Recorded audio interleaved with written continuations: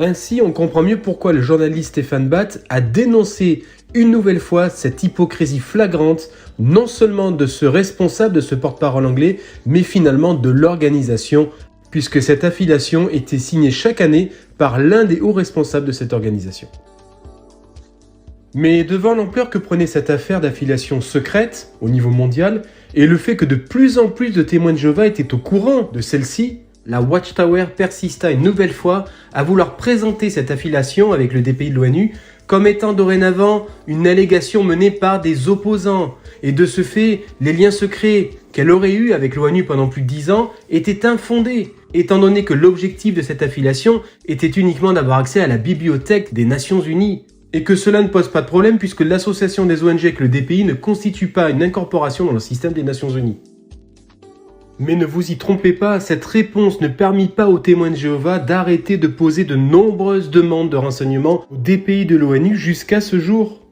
Et c'est pour cette raison que l'ONU avait décidé de publier une lettre de réponse à la Watchtower datée de 2004 en réponse définitive aux nombreuses questions qu'elle avait reçues concernant cette association formelle entre la Watchtower et le département des communications mondiales de l'ONU. Lettre que l'on peut d'ailleurs retrouver aujourd'hui sur le site officiel de l'ONU. Ainsi, cela montre que l'organisation a sciemment menti depuis 1991 jusqu'à ce jour à tous les responsables de filiales, mais aussi aux nombreux témoins de Jéhovah qui se sont posés des questions concernant cette filiation. Alors que d'un côté, elle condamnait sans vergogne l'ONU et tous ceux qui lui étaient affiliés, bien de l'autre, elle lui faisait la part belle en ayant des liens secrets avec elle. Le pire dans cette histoire, c'est de savoir que finalement, pour les responsables témoins de Jéhovah, bien ce n'était pas un problème, et ça ne l'est toujours pas, de savoir que finalement leur organisation a participé à ce genre de compromission avec l'ONU, elle qui était vue par l'organisation comme une idole multinationale qui se substitue au royaume de Dieu. Cela juste pour avoir accès à la bibliothèque de l'ONU. Non mais quand même.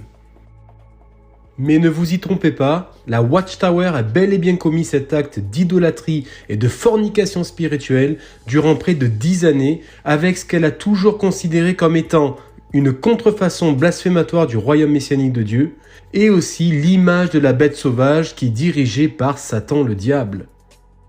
Ça donne de quoi réfléchir.